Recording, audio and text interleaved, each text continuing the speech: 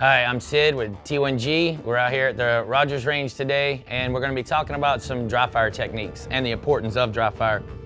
Dry fire technique is not the sexy part of learning how to shoot, unfortunately, but it is probably one of the most important skills that we need to be working on, because most people don't have the money and the time really to go out to a range and get all your gear and spend all of the money and time out there to get the proper techniques down that they're looking for, to get that skill set driven home. Dry fire techniques allows us the opportunity to practice in the comfort of our own home and the atmosphere that we're comfortable with, and still drive home all of the fundamentals of shooting the pistol, the carbine, the shotgun. I brought a couple of different systems out here that we're going to talk about that are going to help us with our dry fire technique. Most people that have their firearm probably don't invest the money in the fancy conversion kits or even a dedicated dry fire type gun, but we can still get good practice in just with our standard firearm. The most important thing is that if we're going to use a real firearm for dry fire is to ensure that we keep our ammo stored somewhere else. We don't keep it in the same room that we're dry firing with. We clear that weapon out, we store the ammo someplace, and then we can go to the area that we're going to be dry firing in. When we're practicing with our regular firearms, we are afforded the opportunity to actually practice manipulations, malfunction drills, pretty much everything that we would need, that we would use in normal shooting techniques.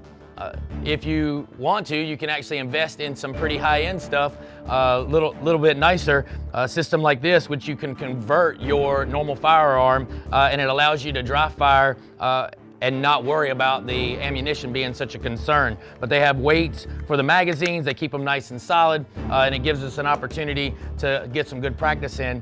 And then I'm a real big fan of a dedicated dry fire gun. This one is actually a non-firing pistol, but it manipulates and operates much like your normal firearm. With a weighted magazine, it resets the trigger for you. And one like this actually has a laser on it, so you can also confirm the hit that you're shooting with. So it works out really well for you.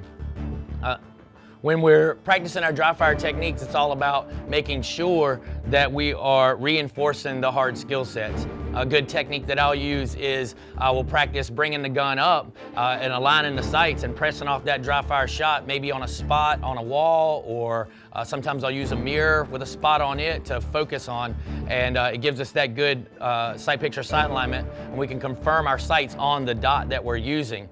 Another technique would be to close your eyes as you're bringing the gun up and working the trigger at the same time, and then open your eyes and see where those sights are aligned, so you can get that consistent pressure every time putting the gun in the same spot, and it helps with accuracy and trigger manipulation. So those are some techniques that I'll use for standard dry fire practice. So another technique that I like to use, and it's really fun, is I like to put up some interactive targets that I can shoot dry fire. Out here at the Rogers range, since we've got it right here, one of my favorite drills to do is watch one of the videos that I've taken of the Rogers steel moving. It's interactive, and we get a chance to dry fire it on our TV. Now the key thing here is make sure that your gun is unloaded. You don't want to surprise yourself by ruining your brand new TV. So make sure your ammo is stored someplace safe. But we're going to put up some videos here so you guys can watch, and we'll go through the different tests of the Rogers, make your dry fire a little more interactive, hopefully get you on the gun a little bit more to get your skills back up. So check out our channel for the Rogers course of fire. We're actually going to put all 9 tests up there for you guys. If you have any questions or comments, leave them in the comment section below. Thanks for watching.